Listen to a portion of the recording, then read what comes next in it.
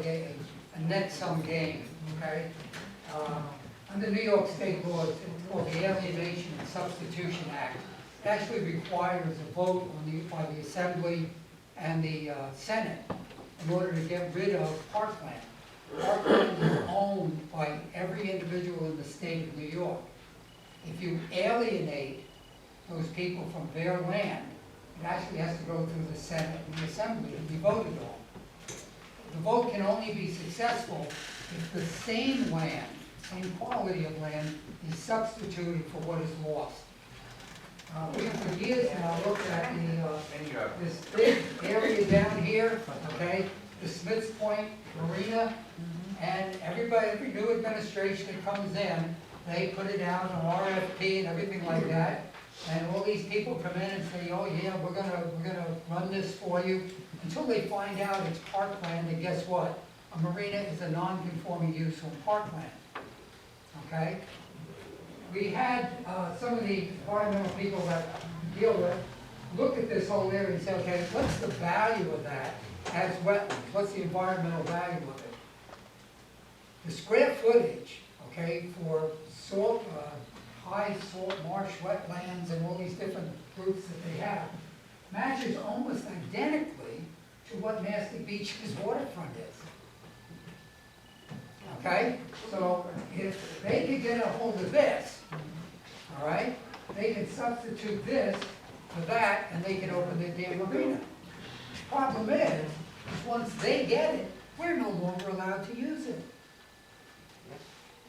Okay, so why would we give it to them without getting something for it? If we're a village, okay, and I know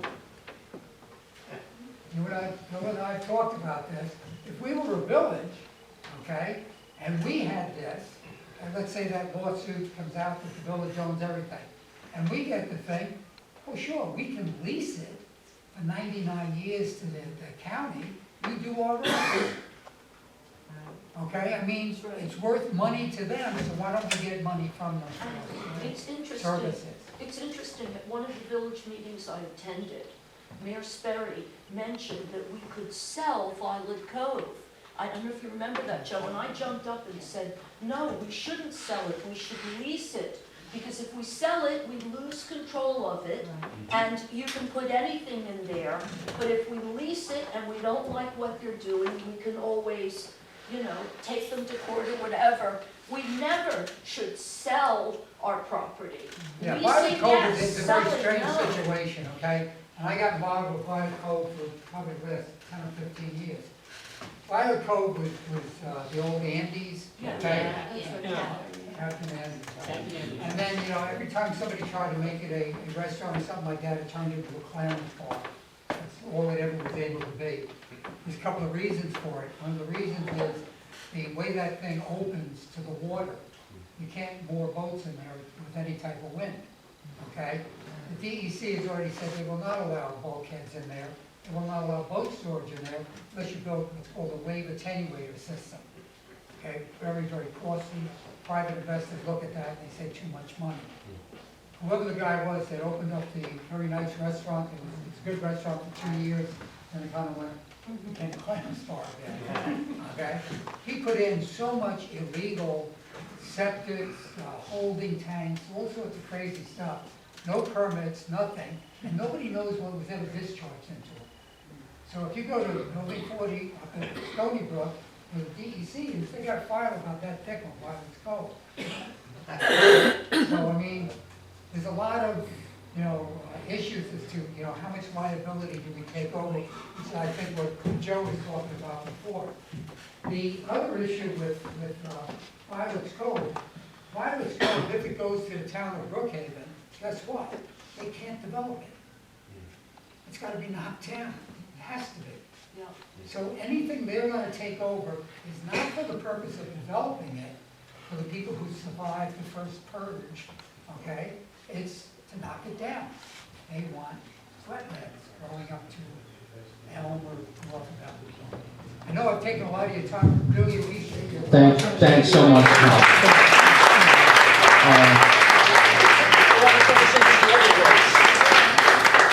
I think we're going to have to go right on to the two raffles. Maureen, do you want to pick the raffle tonight? This would be for the 50/50? Okay. I want to get a whole copy of that letter.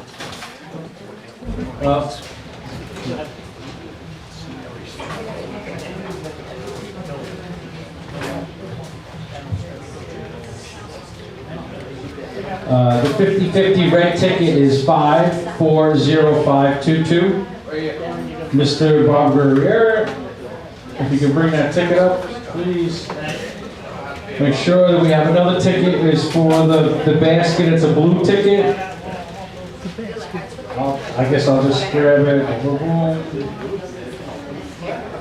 Blue ticket is 870540. Oh, and Maureen will be pickpocketing you as you're leaving for money, for outreach.